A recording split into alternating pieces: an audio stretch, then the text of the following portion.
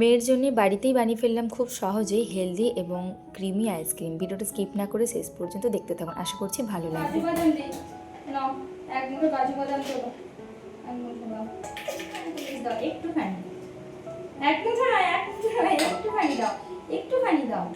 হ্যাঁ ঠিক আছে ঠিক আছে। এটা হচ্ছে ছানা, হ্যাঁ তো এই ছানাটা দিয়ে দাও, দাও।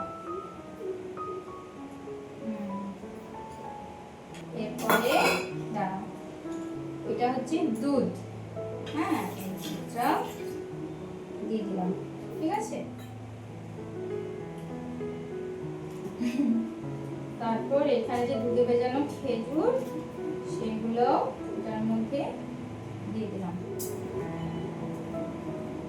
এখান থেকে 2 চামচ গুড় আমি দিয়ে দিই, আমি এটা দিয়ে দিই, আমি দিয়ে নিই, তুমি দেবে, দাও আর দাও দাও দাও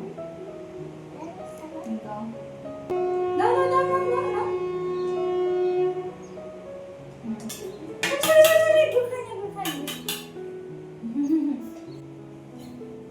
এবার আমরা এটাকে ব্লেন্ড করব।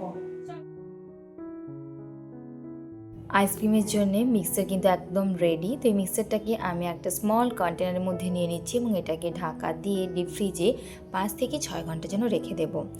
আর 5 থেকে 6 ঘন্টা পরে এটা আমি সেট করে খুলছি। তো প্রথমে আমি 5 থেকে 10 মিনিট মতো একটু বাইরে রেখে দিয়েছিলাম।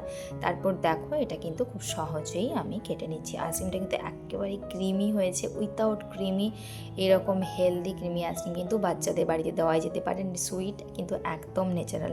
ভালো লাগলে অবশ্যই ভাবে বাড়িতে বানিয়ে দেখতে পারেন।